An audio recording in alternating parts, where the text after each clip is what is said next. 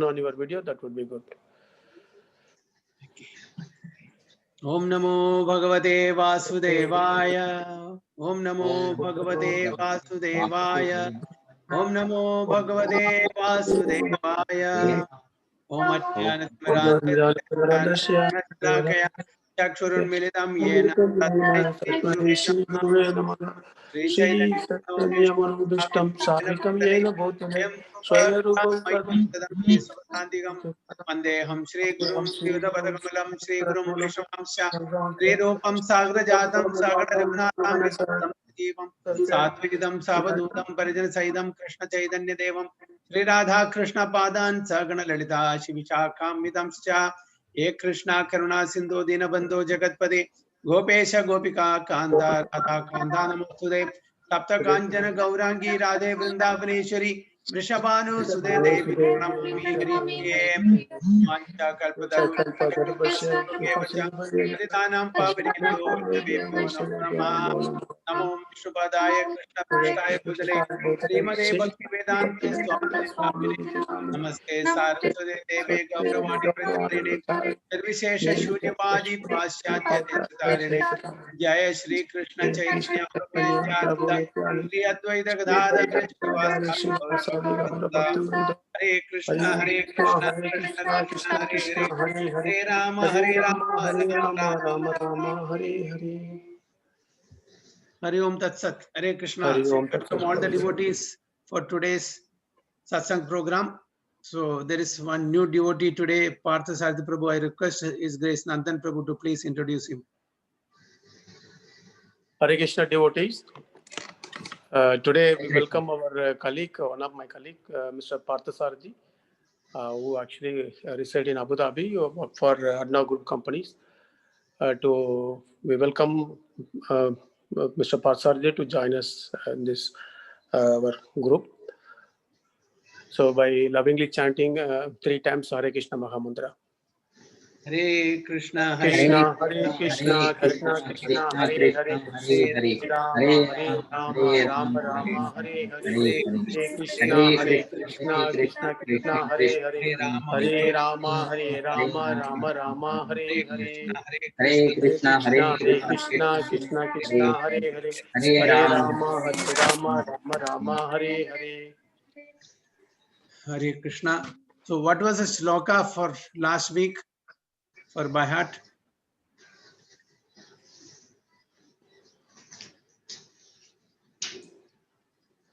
Anyone?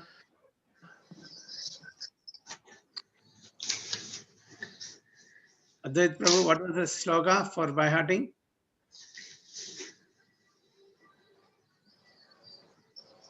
Is it E Yathamam Prapadyante? No, Prabhuji. I Yes. forget. 63, 2.63. 2.63. Yes. Okay. Let me check. Okay. 2.63. Okay. Right. This is another. Okay. Can you please recite?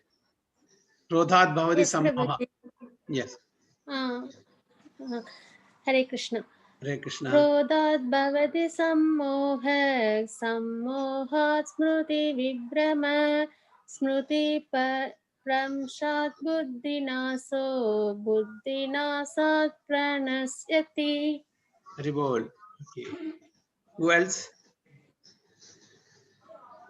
Prabhuji, can I say? Yeah, please. Krodhat bhavati sammoha, sammohat smriti vibhramaha, smriti brahmsat buddhinasho, buddhinasat pranasyati. Haribol. Okay. Who else? Hare Krishna, Prabhuji. Hare Yes. Krishna, Prabhuji. Hare Krishna Advait Prabhu. Krodhat bhavati sammoho, sammohat smriti vibhramaha, shrutirnaso, Pratib Brahmshat. bhansu, buddhinaso, buddhinasat pranasyati. Okay. Haribol. Anyone else? Okay. So I will give you for the next. Okay, 64. Text 64 also. 2.64 you can learn. Ragadvesha vimuktestu Vishayan indriyascharan Atma Vasyar Vidheyatma Prasadam Madhigachadi. Okay, 2.64 for next class. Ragadvesha vimuktestu Vishayan indriyascharan Atma Vasyar Vidheyatma Prasadam Madhigachadi. Okay, please note down and by heart for next class. Okay, so I will share the screen now.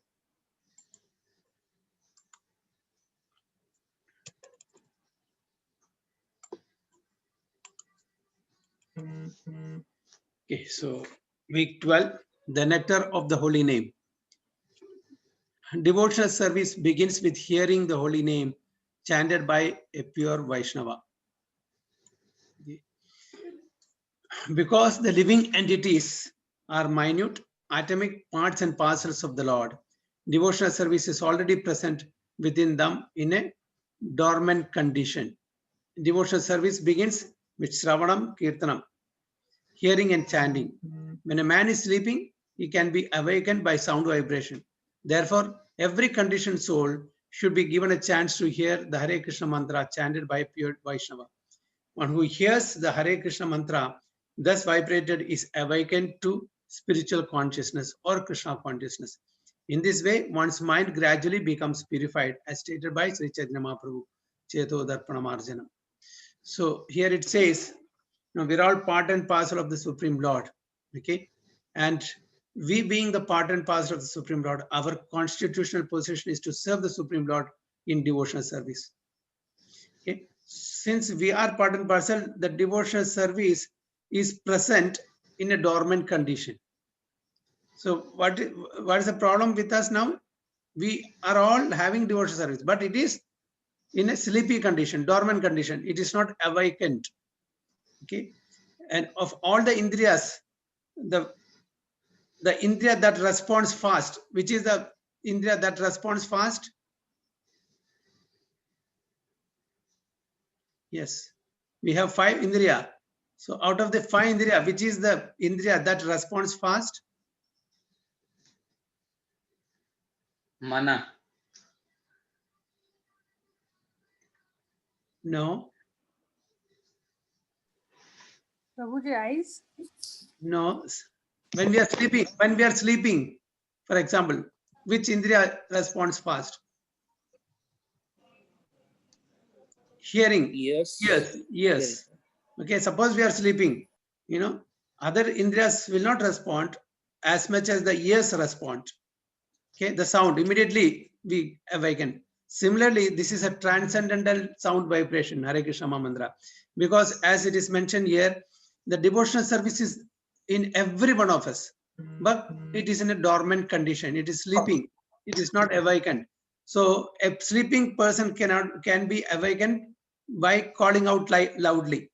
Similarly, when we chant this Hare Krishna mantra, especially by a pure devotee, when this is chanted, this transcendental sound vibration of Hare Krishna mantra can awaken the sleeping devotional service of the living entity. Okay, so we have to slowly and gradually start this process of hearing and chanting. This is the first 2 devotional process of the 9 devotional service. Shravanam, Kirtanam, Vishnu Smaranam, Pada Sevanam, Archanam, Mandanam, Dasyam, Sakyam, Atma Nivedanam. Okay, first is hearing, Shravanam, then chanting, Kirtanam. So these are the 2 main out of the 9.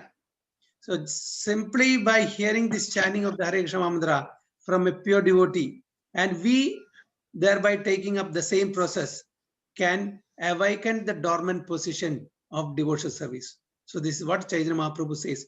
Cheto Darpanamarjanam. What is Cheta means? What is the meaning of Cheta? Kuvira. Prabhuji, Yeah. What is the meaning of Cheta? Cheta, I'm not sure, Prabhuji. Anybody else?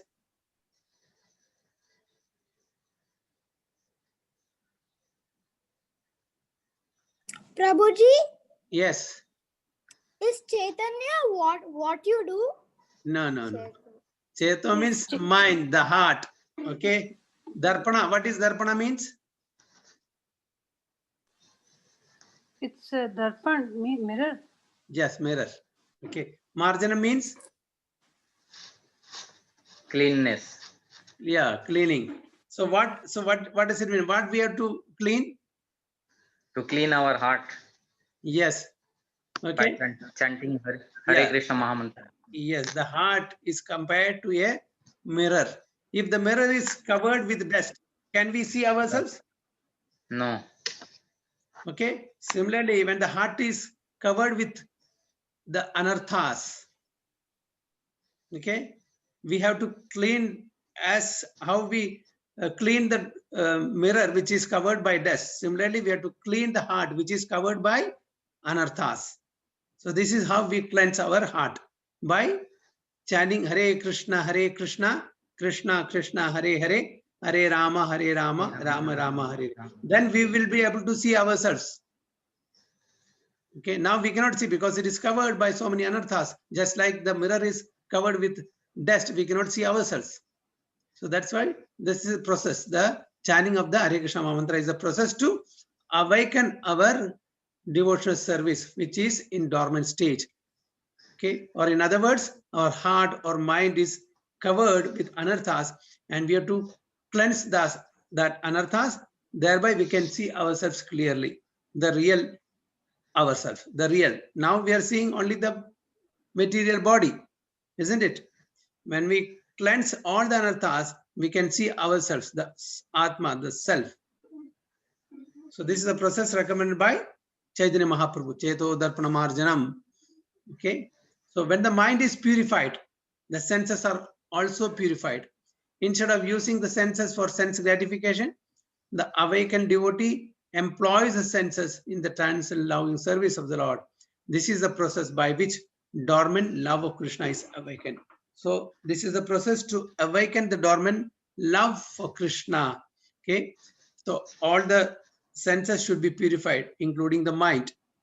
So instead of using it for our sense gratification, we should use these senses or employ the senses in the transcendental loving service of the Lord, whereby we come closer and closer, slowly and gradually, to the Supreme Personality of Godhead, or we will advance on our spiritual path. So this is the process that is recommended by Chaitanya Mahaprabhu, who is none other than Lord Krishna. So any question here, any comments from these passages?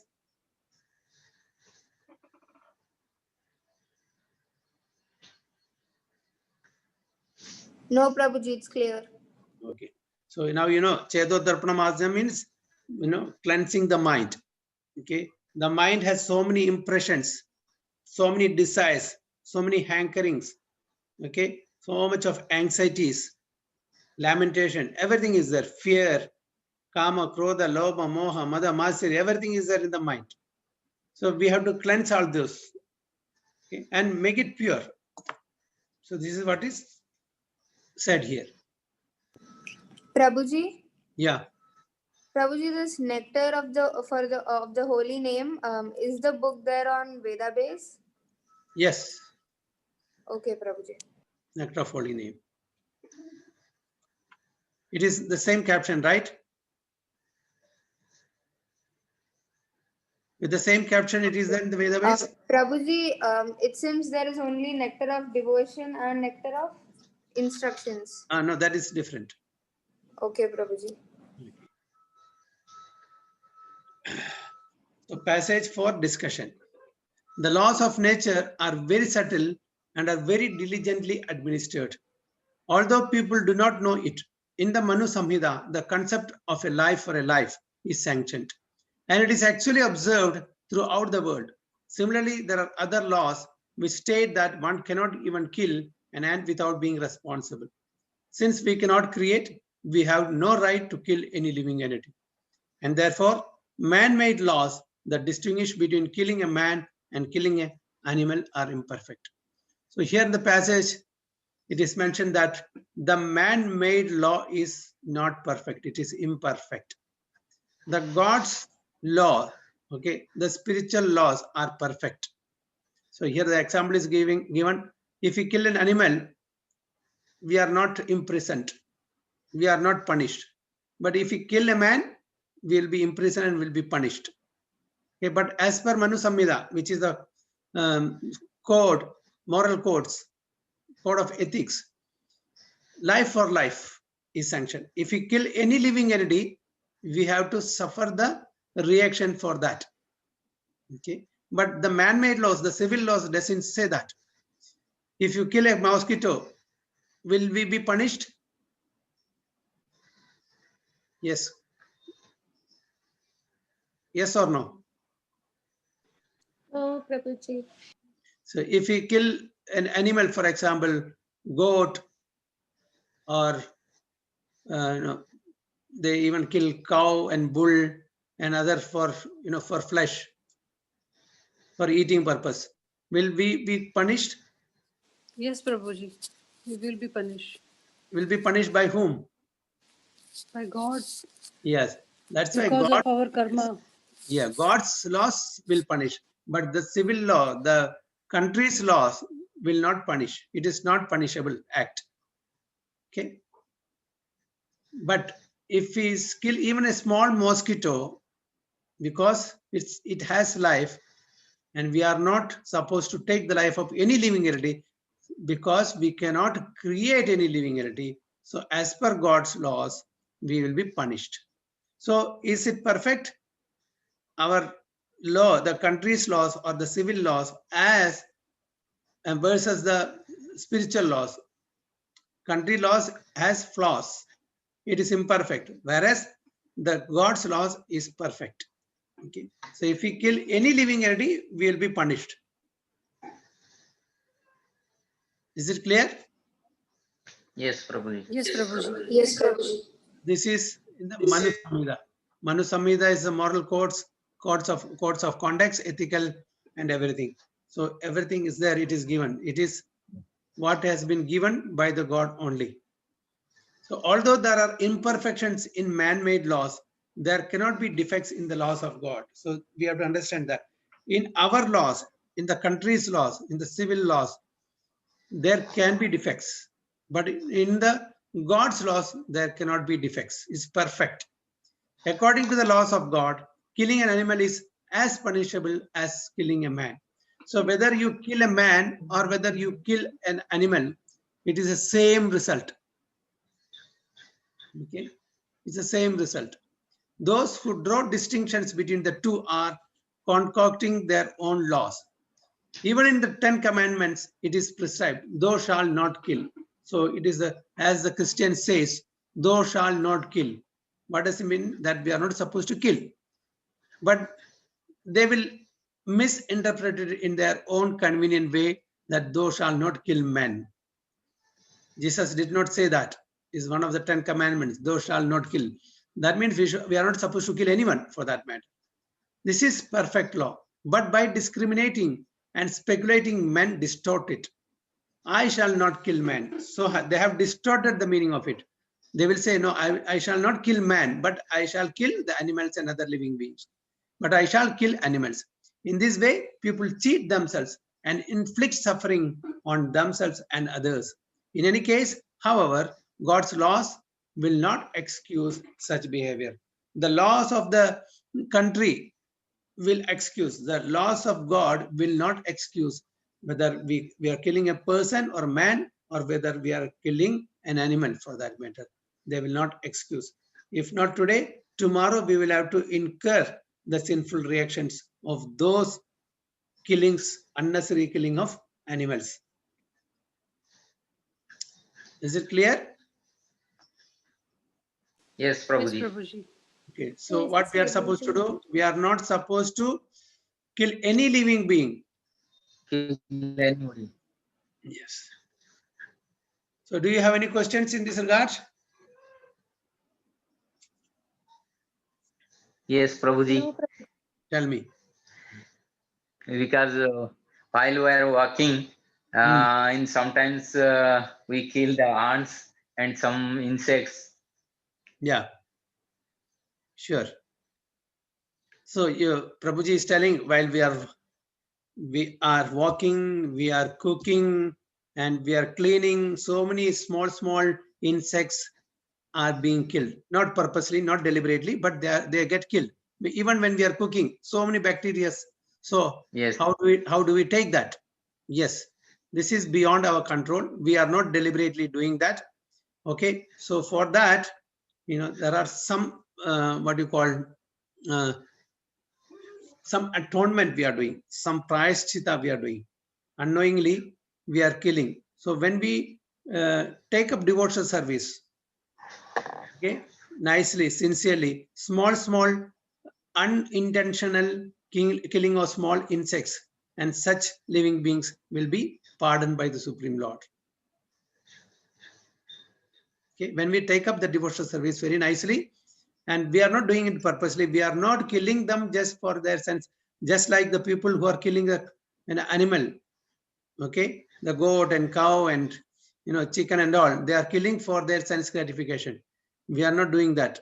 So this is which is beyond our control. When we are walking, when we are cleaning, when we are cooking, so many bacteria, so many insects are being killed, which is beyond our control. For that, the Lord will pardon us, forgive us, provided we take up devotional service very seriously and ask for forgiveness for this unintentional killing of living beings.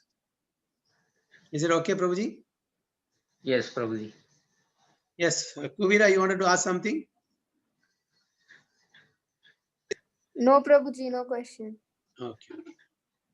So, no other question?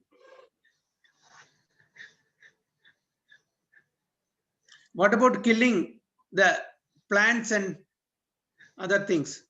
We are also eating. We are plucking some fruits, some roots, some flowers, some leaves. Isn't it killing? They also have Prabhuji, yes. after we cook after we cook some edible parts of the plant, we offer it to Lord Krishna. That time it will not be considered as sin, right, Prabhuji? Yes, okay. And what else?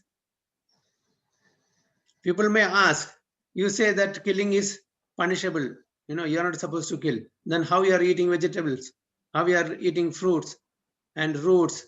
All these things. Though we pluck fruits, vegetables, all the things, though the plant will grow, it will not die. Yes, that is one argument, that we are not killing the plants as such. We are taking the flowers, and some fruits and sometimes roots also, because it is a lifespan. And one more, the actual reason for that is there is a saying in our scripture, Jivo Jivasya Jivanam. What does it mean? Anyone knows? Jivo Jivasya Jivanam. Every living entity subsists on some other living entity for their livelihood. Okay, we cannot maintain ourselves without eating. We need to eat. So for every living entity, for human being, there is a particular quota. For animals, for a particular quota.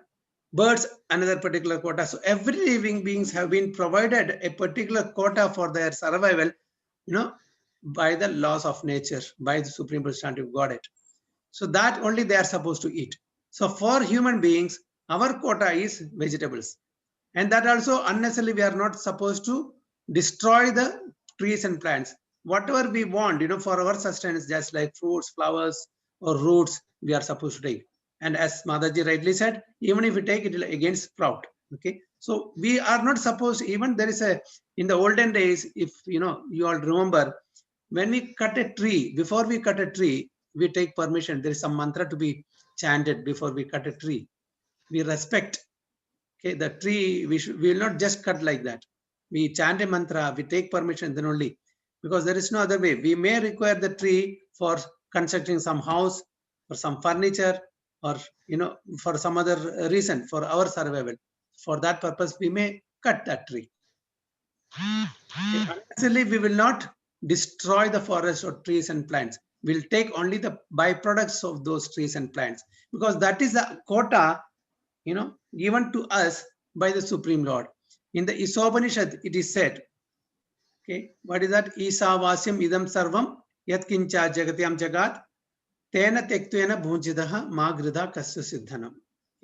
This whole universe or this whole creation is owned and controlled by Isha. That means the Supreme Lord. Every living entity has been given a particular quota for their survival.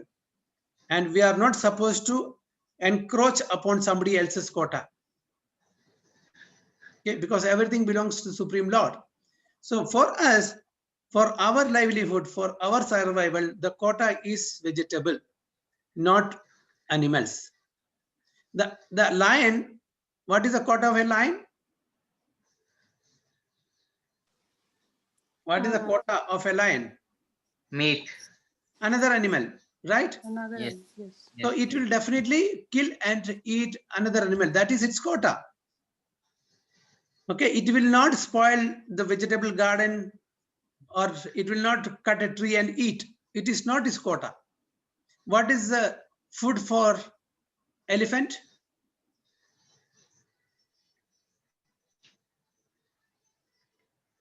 Plants. Yes. Will it eat an animal and kill and eat? No. So because No, the Prabhuji. quota of an elephant is some leaves. Okay. So similarly, every living entity has a particular quota, and we too, the human being, also have a particular quota. So that is the reason we are not supposed to violate the rules given by the Supreme Lord. So if we violate, we will have to suffer the sinful reactions.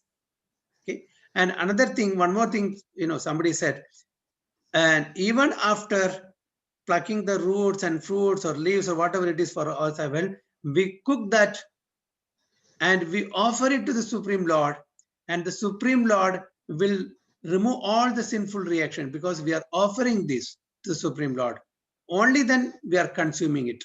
So it is consumable only after we offer the bhoga to the Supreme Lord, and he makes it prasadam, he makes it purified, he makes it spiritualized. So we will not incur any sinful reaction. So that's why if somebody asks, you say that you are not killing, but you are killing the plants. And one more thing is there. Any idea what is that?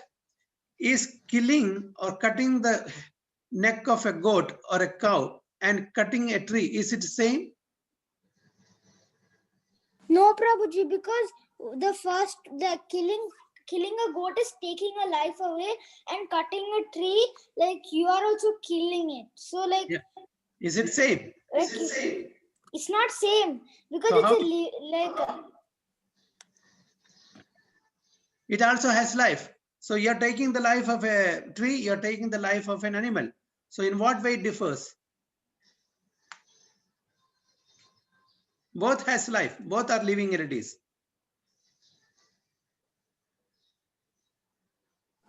And Prabhuji, and Yes. if we are not the people who created the things, like we have no right to destroy them. Okay, I agree.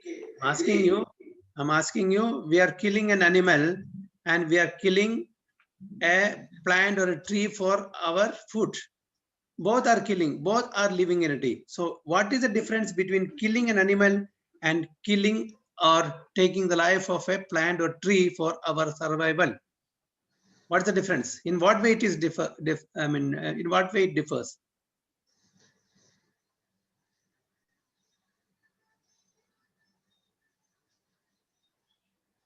Killing plants. Plant is for food of human being, Prabhuji. Okay, So, that we explained. That we already explained. Apart from that, in what way it differs? Prabhuji, I'm not sure if my answer is correct.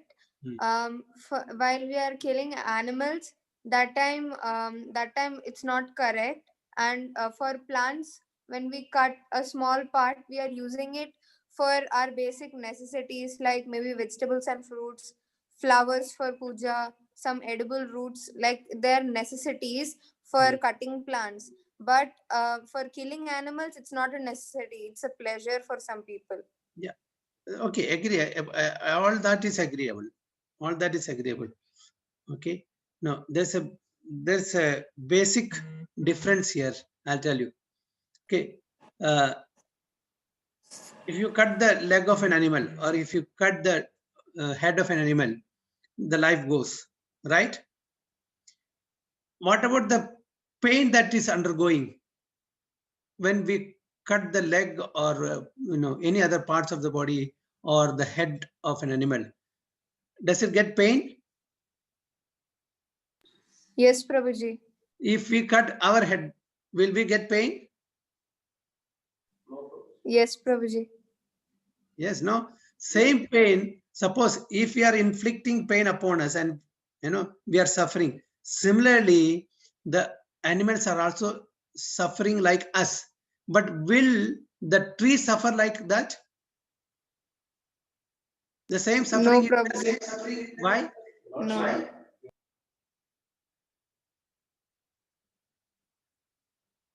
Why the tree doesn't suffer like the animals and human beings?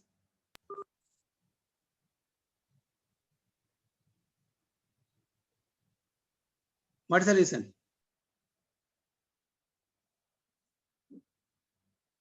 Anyone?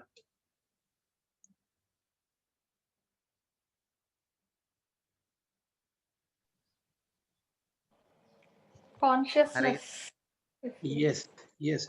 See, their nervous system is not developed like that of human being and animal. So they will not have pain and pleasure like animals and the human beings. If you cut your finger, you get pain. If you cut your nail and hair, you get pain. No, Prabhuji. Yes. If you cut your nail, if you cut your hair, you don't get pain. But if you cut your finger, you get pain. Similarly, when we take the flowers or fruits or leaves, it is as good as we are cutting the nail or the hair of our body, because they don't have the developed consciousness like the human being and the animals. So when the consciousness is not developed like us, so the pain and pleasure is decreased to the extent their consciousness. Okay, so it is the cutting off or removing or plucking the flowers or leaves or branches is just as good as cutting the nail of a hair of a human being. So they don't undergo the same pleasure or pain that we undergo. So there's a lot of difference. Some people ask, you are cutting the head of a goat and you are plucking the carrot. It is not same. You cannot compare that. Can we compare that? No, Prabhuji. No, Prabhuji. So you got it. So what's the difference between taking the life of a plant or taking the life of an animal? Okay, taking the life for our survival is because it's our quota, and we are not inflicting upon them pain just like how we are inflicting upon an animal by killing them. So there's a lot of difference. Just like as I told you, when I cut my finger, when I cut my nail, what is the difference? That is the same difference. Because of its not developed consciousness, they don't undergo the same pain and pleasure that we human beings or the animals undergo. Is it clear now? Yes, Prabhuji. Okay. Very good. So this has to be clear, because there'll be so many people asking you, the animals has life, the plants have life, you're killing them. Okay. Isn't it? So like that.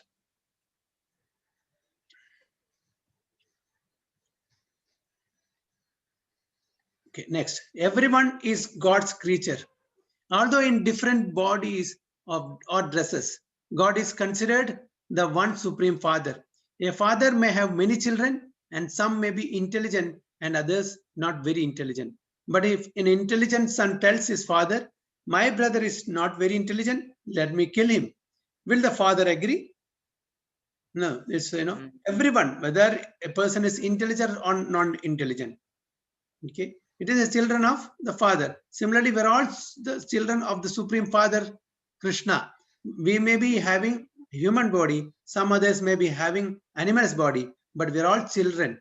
So those underdeveloped consciousness living entities, if they, just like unintelligent son of a father, the intelligent son is telling, no, he's of no use, kill him. Is it a good proposition? No, Prabhuji. No. So will the father agree? No. Simply because one son is not very intelligent and the other decides to kill him to avoid the burden, the father will never agree. Similarly, if God is the supreme father, why should he sanction the killing of animals who are also his sons? So even the animals are his children. Unfortunately, they have a different body, not like that of a human. So in Bhagavad Gita, God declares to Arjuna that I am their seed giving father. Aham bija pradapita. Okay, Lord Krishna saying, I am the seed giving father for all living entities. He is the supreme father. The Lord says, just as in ordinary material procreation, the father gives the seed and the mother develops the body by supplying the necessary blood to the embryo. Similarly, the living entities, parts and parcels of the supreme father, are impregnated by the Lord in material nature. Just like the father impregnates the mother. Similarly, in the material nature, the supreme father impregnates the living entities. Okay, so we all are the children of the supreme father Krishna. The dimension of the spirit soul is very minute and is given in the scriptures as Keshagra, 1/10,000 of the portion of the tip of the hair. So this is the dimension of the soul. Okay, as per the scriptures. What is it? 1/10,000 portion of the tip of the hair. Can we see our soul? No, Prabhuji. See the size. You take the hair and take the tip of the hair and cut into 10,000 parts. One of the part is the size of the soul. You use any microscope or any instrument to see that, will not be able to see that. So that is the size or measurement of the soul, and that soul is there in our body, and that is giving the life force, and that makes us perform all the activities. If that little soul leaves the body, this body is of no use. It is just dull matter. Bhumi Rapo Analo Vayu come. It is made of Panchabhuta. If the life force is there, it will work. If it is not there, it will not work. We can hardly imagine a very small point divided into thousands of parts. In other words, it is so minute that it cannot be perceived even by the most powerful microscope. Just like you put a dot with a pen. That dot you divide into 10,000 parts. Okay, and take the one part of it, that is the size of our soul. So any powerful microscope you use, you will not be able to see it. Thus, the dimension of the spiritual spark is so minute that it is invisible to mundane vision. All of this information is given in the scriptures. But because we do not have the proper vision, we cannot see. Although our material eyes cannot perceive the dimension of the soul, soul is nevertheless within the body. And as soon as it departs, takes another body according to its work. Okay, so as it is mentioned in the Bhagavad Gita, as soon as it parts from one body, takes another body. Okay, so we cannot see this soul, which is so minute, and that is the life force. And the moment it leaves, this body is of no use. Then, when it leaves, we say that he has left the body. Okay, who says when a person dies, what do we say? He has left the body. The body is lying there as it is. Then who has left the body? The soul. The soul. Soul. So actually, who is the person then? The body or the soul? Soul is the person. The soul. The soul, right? Yes. When somebody dies, we say, she has left the body, he has left the body. So we are referring to the soul here. The body is intact, lying on the ground, but it's not doing any activity. It is totally dead. It cannot do anything. But the real person within the body has left, isn't it? That's why it's said in Bhagavad Gita, Dehinosmin yata dehe kaumaram yavanam chara tata dehandara praptir dhiras tatra namuhyati. Okay, Dehinosmin yata dehe, from in the body, the dehi, the dehi is the soul. It changes from infancy to boyhood to youth to old age, and after old age it goes and take another body. Okay, a sober person is not bewildered by such a change. So, okay, any questions in this or any comments? No, Prabhuji. Okay, so it's clear now. Yes. Spiritual life is not a question of vegetarianism, but of understanding higher knowledge. So some people think that if you become vegetarian, we are spiritually advanced. No, it is one of the aspects to understand God's creation. If you are eating non-vegetarian, we will not understand the science of God at all. If you really want to understand the science of God, we have to be a vegetarian, because with cruel activities, killing an animal, eating it, all these things, these are all cruel. We will not be able to understand the science of God. Only when we eat vegetarian, that is sattvic food, then we will be able to understand the science of God.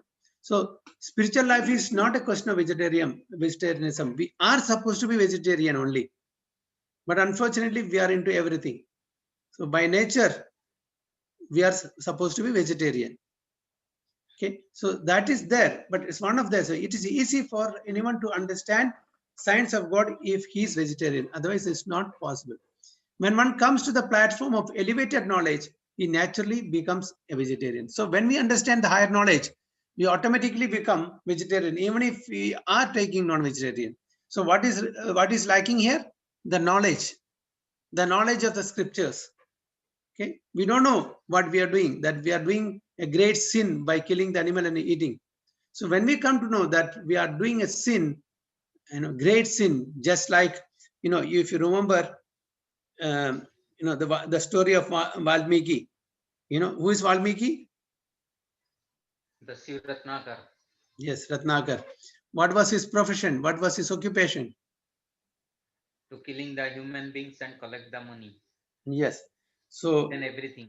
Yes. So Narada Muni came and asked Ratnakar, do you know what sinful reactions you will have to undergo? How many millions and millions of lives you will have to, take another body or stay in hellish planets? He said no.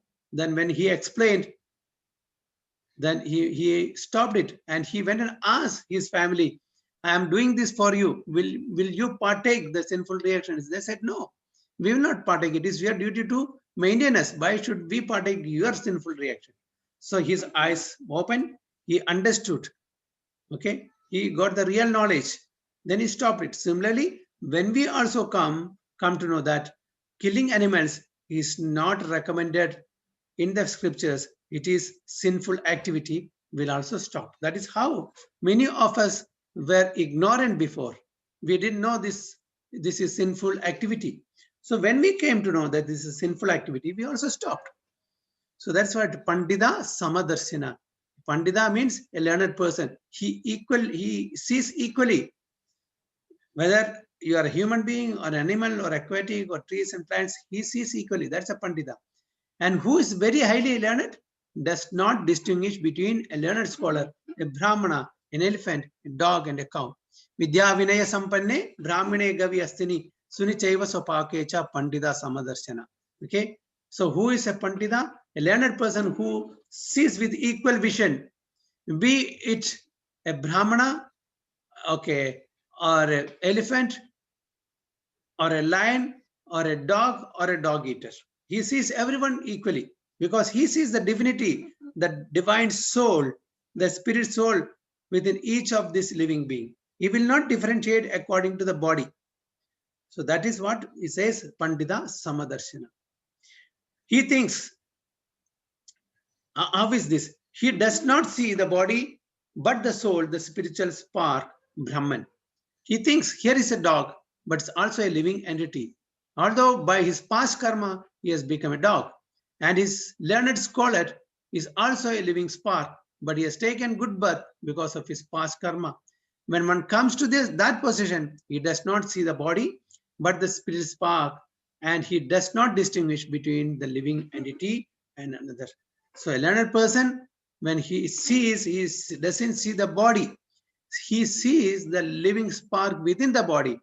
Because of some bad karma which they have performed in the earlier lives, some of them have got a lower body like that of a dog or an animal, or aquatics or birds like that. But some with some good karma, they get a human birth. So that's only different. But the spirit spark within each and every one of us is the same. So any question from this? Prabhuji, your voice was breaking for some time. I don't know if it is only for us or for other devotees also. Okay. What about other devotees? Could you hear me? Yes, Prabhuji. Yes, Prabhuji, your Prabhuji, we voice can was hear. clear. It was clear. Okay. I will just leave and come back again. Just let me see.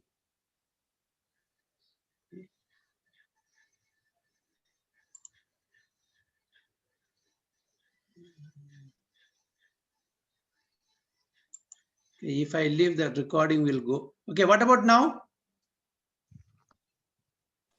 Now. Yeah, it's fine, Prabhuji. Okay, Prabhuji. Prabhuji. It's okay? Yeah, it's okay. Fine. So any questions from this?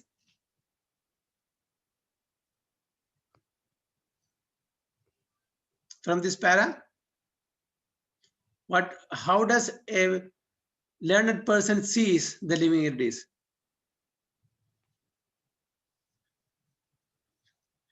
All are equal in front of his eyes, Prabhuji. Yes, all are equal because he sees the divinity, the spirit spark within them. He doesn't differentiate on the bodily basis. Okay, each one of us have got a different body because of our own past karma, but the spirit spark within the body remains the same, Satchidananda. So Prabhuji, you mean by like Krishna, like even though it's a dog eater, Krishna will take him as a son? Yes, of course. Yes, of course. All his son only, whether it's a dog or dog eater or Brahmana, everybody Lord Krishna's son. For example, I told the parents have 10 children. 9 children are very intelligent. One child is very, very, unintelligent, fool like. For that parents, that child is not his son. It is his son. Yes. Similarly, for God also, whether dog eater or vegetable eater, all are son, all are children only. Okay, is it clear? Yes, Prabhuji. Okay. Anything else? Okay, we'll go ahead. Actually, we do not make distinctions between carnivorous and vegetarians. For the grass has life just as the cows or the lamb. A guideline, however, should be the Vedic instruction given in Isopanishad mantra, which I have already explained. Isavasyam idam sarvam yat kincha jagatyam jagat tena tektvena bhunjida ma grida kasyasudanam. Everything animate or inanimate that is within the universe is controlled and owned by the Lord. One should therefore accept only those things necessary for himself, which are set aside as his quota. And one must not accept the other things, knowing well to whom they belong. So in the Isopanishad, the Isavasya principle is that for all of us, Lord has given a particular quota. He has set aside for us. We are supposed to accept only that. And we must know that everything belongs to Supreme Lord. We must not accept anything other than our quota. Just like in a company, we are getting salary for working for the company. Okay. Every month they are paid 5,000, 10,000, 20,000, 50,000, whatever it is. Suppose I go and steal from the company. What will happen? I steal money from the company apart from the salary they are giving. That is not my quota, but I am stealing. What will happen? They will give me. You will be punished. Yes, I'll be punished because that is not my quota. My quota is already given to me as salary at the end of the month. So if I steal apart from my quota, I'll be punished by the employer. They will complain to the police and I'll be put behind bar. Similarly, for human beings also, the Lord has given a quota. And that quota is very clearly mentioned in his Upanishad Isavasyam. Okay. So if I encroach upon others' property, if I take others' quota, I'll be punished by the God's laws. Is it clear? Yes, Prabhuji. Yes, Prabhuji. Since everything is the property of the Supreme Lord, one can only enjoy what is allotted to him by the Lord and cannot touch another's property. According to Vedic life and according to all Vedic scriptures, a man should live on fruits and vegetables, for his teeth are made in such a way that these can be very easily eaten and digested. Now, another reason for being vegetarian. Okay. First of all, everything is the property of Supreme Lord, and we have to take only whatever quota is allotted to us for human beings. We are not supposed to touch another's property. If we touch another's property, as even in the material world, if we take somebody else's property, we'll be punished, will be put behind bars, will be punished. Similarly, as per the laws of the God also, scriptures, we are, the human being are supposed to live on fruits and vegetables. No, we can take grains, fruits and vegetables, roots and anything vegetables. Because why? Our teeth, the construction of the teeth is made in such a way that we can eat and digest only vegetables. Okay? Not like the animals. The animals' teeth are made in such a way they can eat and digest the animals, the flesh, whereas not ours. Our teeth are such that we can eat and digest only vegetables. Although it is nature's law that one has to live by eating other living entities, jivo jivasya jivanam, one must use discretion. So in the scriptures, as I told you, every living entity subsists on other living entities for their survival. That is jivo jivasya jivanam. But we must use our discretion. What is discretion here? That we should know from the scriptures what we are supposed to eat and what we are not supposed to eat. The do's and don'ts, the rules and regulations, the prescriptions and prohibitions we should know. Okay. Prabhuji, Yeah, there's a question. tell me. We humans, in our set of teeth, there are canines, right? That's basically common in carnivores. Why did God give us those kind of teeth when we were supposed to eat vegetables, rice, and etc.? There are certain vegetables raw you eat, you have to break it. So for that purpose, also it is exactly as per the requirement. He has given us teeth, and for the requirement of the animals, they have given that teeth to tear the flesh. We don't have to that. That's why we are not eating flesh raw. We are cooking, isn't it? We are cooking and eating. Yes, cooking and eating. But they are not cooking because they need that sort of teeth just to tear the flesh of the animal. Can we do that? No, Prabhuji. Yes. So every living entity has been given exactly what is required. Okay. So Okay, Prabhuji. fruits, flowers, vegetables, rice, grain, and milk are made for human beings. So it's clear. This is from the scriptures. Fruits, flowers, vegetables, rice, grain, milk are made for human beings. Milk, for example, is an animal product. The blood of an animal transformed. But the cow delivers more milk than is needed by a calf because milk is intended for man. So now people may ask another question. You are also drinking milk, which is a product of an animal. Why? So Prabhupada gives the answer for that also. Milk, for example, is an animal product. The blood of an animal transformed, but the cow delivers more milk. So it gives more milk than it is required for the calf. because it's also supplying milk to the human being who are taking care of the cows. Okay, so man should simply take the milk and let the cows live, and thus following nature's law. Man will be happy. Tena tektvena bhujita. One should take whatever God allots him and thus live comfortably. We have to elevate our consciousness through the signs of Krishna.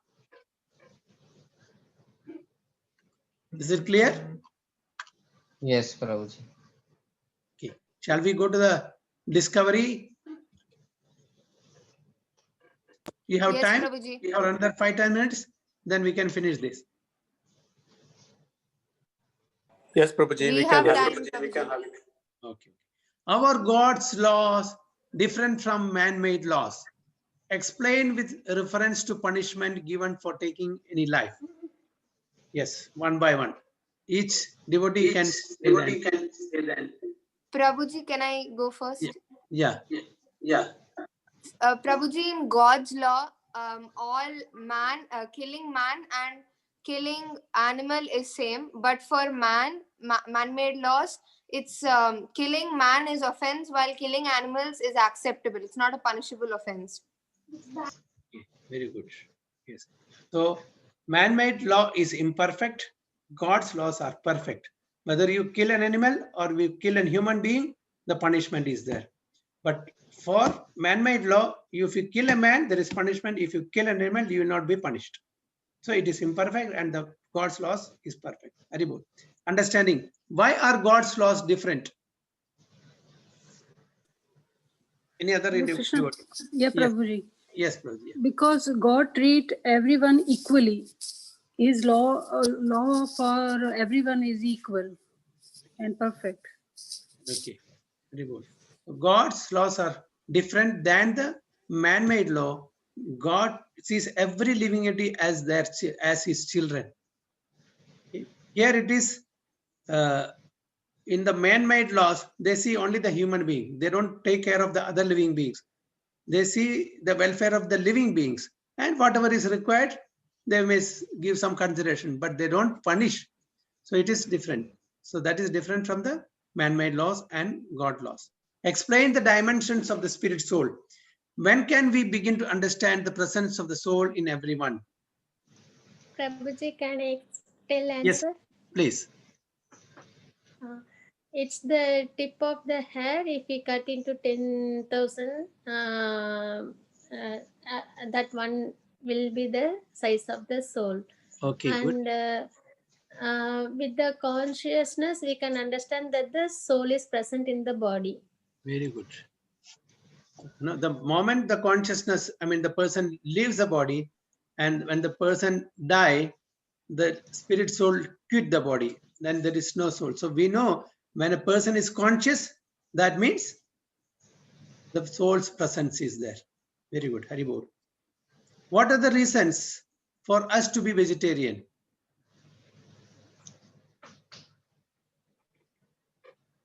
What are the reasons? There are so many reasons.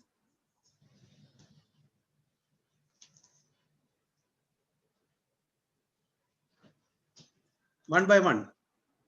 Give one reasons. Can I answer? Yeah. Prabhuji, it's because we have no rights at other animals' quotas. Okay. Fine. We have our own Prabhuji, Yeah. It Tell me. gives the higher knowledge. If we are vegetarian, Okay. then we know that higher knowledge. We should treat other living entities also equal, like that we are treating, like Okay. that it represents. So it is not our quota. Animals are not our quota. Our quota is vegetarian. That is one reason. And other one is, and if you eat non-vegetarian, we will not be able to understand the higher knowledge, spiritual knowledge. Okay. Then third one.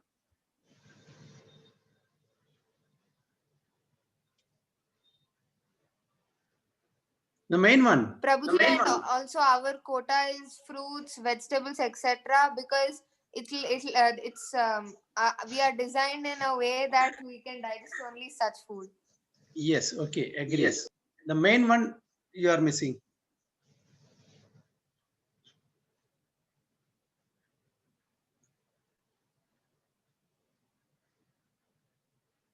What is the main reason to be vegetarian?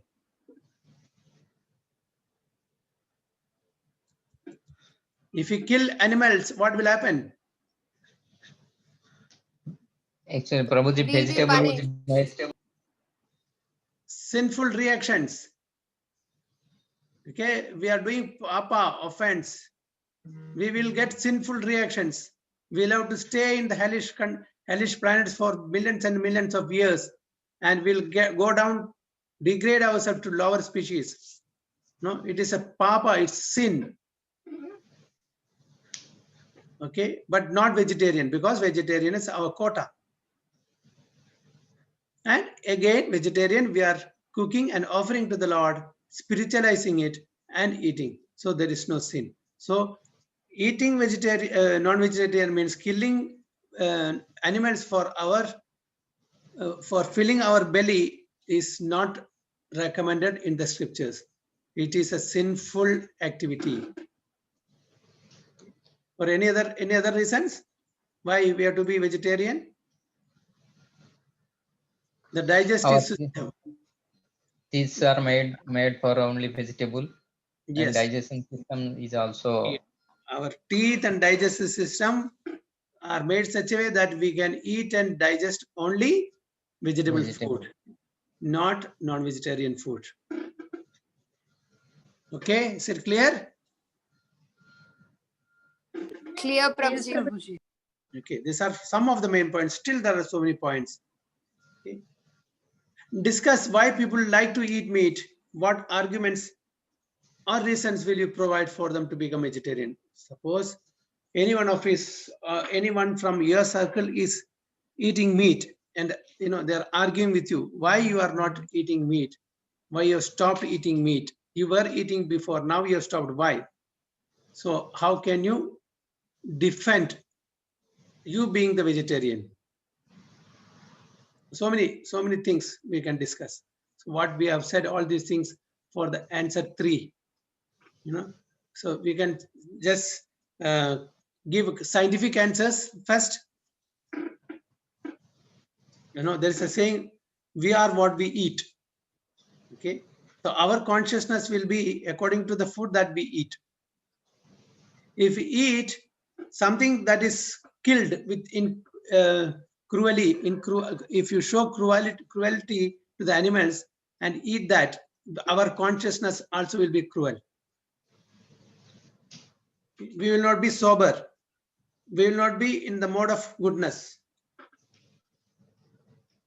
Okay, so, and we have no right to take the life of another animal. It is not our quota. Our consciousness will be polluted, and we have to suffer sinful reaction for killing an animal unnecessarily. So many arguments. Okay, so knowing this, we should stop non-vegetarian food, because it's very, very sinful, and we are inflicting pain on helpless living entities, the animals. Just imagine the same pain is inflicted upon us. Just cutting my head or my leg or my hand, or I'll feel pleasure just to fill somebody else's body. No, Prabhuji. Yeah, so we should be compassionate to other living entities. We should not inflict pain. Just take a small pin and prick it in your hand. How much painful it is. And we are there to cut the neck of a goat or any other animal for our sense pleasure, for filling our belly. Isn't it barbarian act that we are doing? Because we were ignorant, we were doing, but now that we know it is very, very sinful, we should stop it. Isn't it? What's your opinion? Yes, Prabhuji.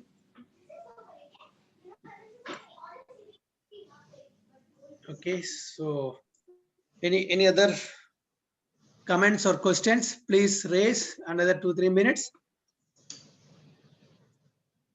Then we'll stop.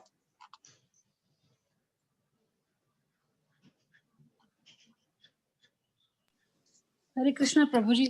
Hare Krishna. Yes, ma'am. मुझे पूछना था कि जैसे ये मुस्लिम जो धर्म होता है या क्रिश्चियन धर्म होता है, वो तो प्रभु जी उसी को फॉलो करते हैं, तो उनके लिए तो ये सिंफुल नहीं होता है, वो तो खाते हैं, तो उनके साथ हम ये चीज कैसे बोलकर उनको समझा सकते हैं? क्योंकि सब धर्म का अलग अलग रहता है, तो वो लोग तो पहले first of all, let us convince ourselves about our scriptures. Okay, it's better not to get into this thing. Let them. But anyway, when you and me get the right understanding and right ability to convince them, we can. For at the present moment, to convince them, because we don't know what exactly is their scripture says. There are so many different interpretation according to their own this thing. So we have to first understand what exactly there's this thing, and what with my limited understanding, what I understand is that they were all without any what do you call proper procedures. They were killing left, right, and center just to minimize the killing. They have kept so many rules and regulations which they are not following now. So it's not that they are promoting killing; they are discouraging killing. Because a person who is supposed to eat meat, wants to eat meat, they have to pray 5 times. Okay? And they should kill themselves, and they should donate certain portion to the friends and relatives. So many restrictions have been kept. Why this restriction? To discourage. So it is not to encourage, it is to discourage the killing. So it is better, as far as possible, it's better to not to argue with them, because if they think that is right, we know what we are doing right. But there are so many misinterpretations in them also. So it's better not to argue with such people, because we don't know what their book says. yes. In their own book, Hindu people understand very easily because they have their Gita. Yeah, right. Everything. Yeah. But they also will misinterpret because they want to eat. Yes. That is also. So more than everybody, our people are eating. That's a piteous condition. Okay, so big topic to discuss. So let us first get convinced. Let us stop. Then we'll slowly, at least to our own people, we can tell them these are the after effects, or these are the problems or sinful reactions that we may have to undergo. So better we have to stop first, then slowly and gradually to our like-minded people near and dear who is receptive, we can tell them. Slowly we can tell them to stop. It is better, because otherwise we will have to go and suffer lifetime after life in the hellish condition. Okay, Mataji? Okay, Prabhuji. Hare Krishna. So please, I'm stopping the share here.